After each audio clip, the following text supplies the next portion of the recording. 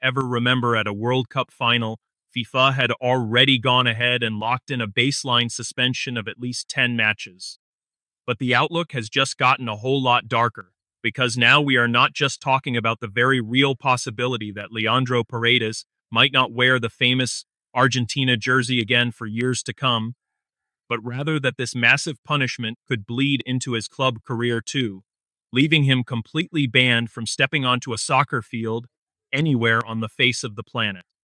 A 9-match ban is the absolute bare minimum that the confirmed charges mathematically add up to.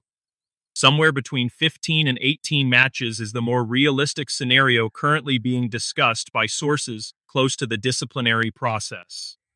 And if we look at the absolute worst-case scenario, if FIFA decides to apply the exact same criteria they used on Luis Suarez back in 2014, we are talking about a ban that could easily extend to all of football and not just to his international matches with the national team.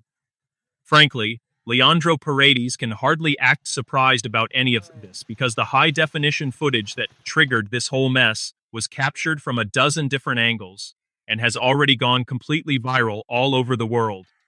His own hand tightly wrapped around the neck of Eric Garcia, and just seconds later, Gabby crashing down hard onto the grass after a violent shove that caught even his own teammates completely off guard. 3 separate formal charges of physical assault under Article 14 of the official FIFA disciplinary code, plus 1 more for unsportsmanlike conduct, an ethics prosecutor assigned in record time, and that ominous precedent set by Luis Suarez that could turn this entire situation into something far worse than just a temporary suspension. So before you go back to watching the highlights of that dramatic final, stick around because I am going to show you exactly where this intense investigation stands right now, what kind of suspension numbers FIFA is actually throwing around, and why the easy way out that so many passionate Argentinian fans are dreaming of might simply not exist at all. Let us look at the facts step by step, completely raw and unfiltered. On that fateful Sunday of the final, Spain defeated Argentina 1-0 in extra time with a late heart-wrenching goal from Ferran Torres that shattered the Albiceleste dream, which came right after Enzo Fernandez was sent off with a second yellow card for a reckless tackle on Pau Cubarsí, forcing Argentina to play with just 10 men for almost the entire extra time period. The very second the final whistle blew from Slovenian referee Slav Kovini, the pitch dissolved into absolute chaos and a massive brawl. Naul Molina lit the fuse by throwing a direct punch right at Rodri, and within mere seconds, dozens of angry players from both squads rushed violently toward the center of the pitch. And right in the middle of that madness, the specific image that would define FA's whole scandal finally emerged. Leandro Paredes grabbing Eric Garcia directly by the throat with a level of sheer violence that shocked even his very own teammates, dragging him down before immediately shoving Gabby backward until he crashed to the turf. All of this unfolded right in front of high-definition cameras, broadcasting the final to hundreds of millions of viewers worldwide.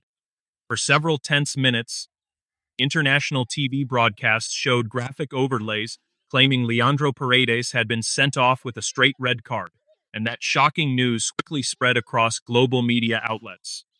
Hours later, FIFA officially stepped in to deny that story. There was never a red card. The official match report contained absolutely no record of an ejection, and that massive oversight, far from calming the situation down, only fueled the public outrage even further, because it meant a prominent player could commit an assault that violent during a massive World Cup final and, on paper, get away with absolutely no immediate consequences at all. That exact loophole is precisely what forced FIFA to take action through an entirely different channel. The very next day, they confirmed the appointment of an official ethics and disciplinary prosecutor to launch a formal investigation into the chaos after the final whistle. From that exact moment on, the situation stopped being just a sensational media circus and transformed into a legal process with very real, career-threatening consequences. The formal charges were handed down quickly. 3 separate counts of physical assault under Article 14. 1 heavy count for choking Eric Garcia, another for slamming Gabby violently to the ground, a third for shoving him while he was down, plus an additional charge for unsportsmanlike conduct.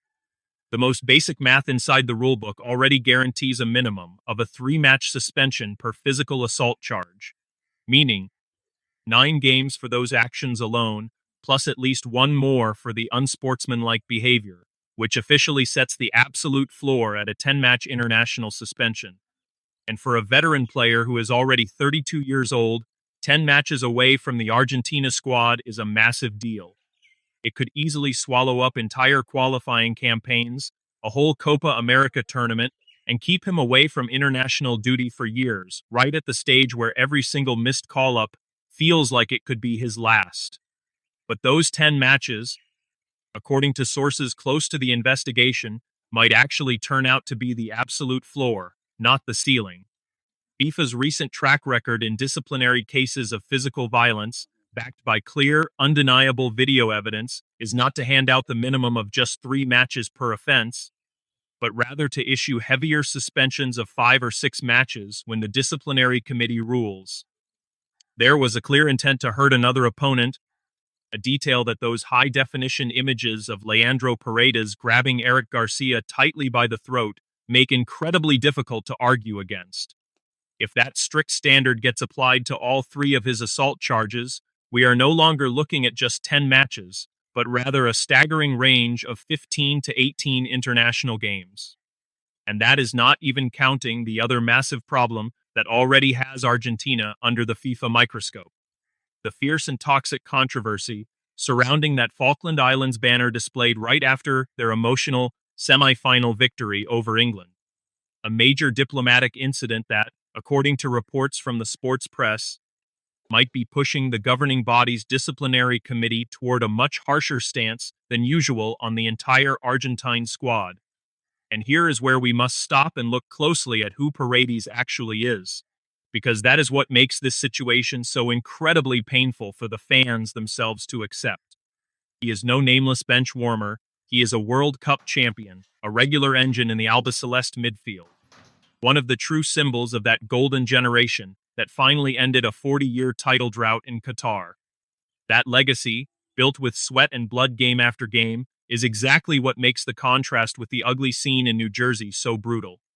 The massive gulf between the hero that millions of passionate Argentines cheered for back in 2022, and the player who, in the absolute biggest final of his recent career, delivered the most embarrassing and shameful display you could ever witness from a professional footballer on the pitch. Respected voices, including that of legendary English referee Keith Hackett, were absolutely scathing, calling his behavior shameful and completely unacceptable, while demanding that FIFA set a strong and lasting precedent. And even though teammates and even opponents, like Gavi himself, have stepped forward to plead for mercy, arguing that soccer has always had a fierce physical edge that shouldn't be overly criminalized. The hard truth is that high-definition footage captured from multiple angles leaves absolutely no room for this incident to just fade away into the general post-game noise. As the official investigation intensified, a seemingly perfect escape plan and loophole theory began to spread like wildfire among anxious Argentine supporters.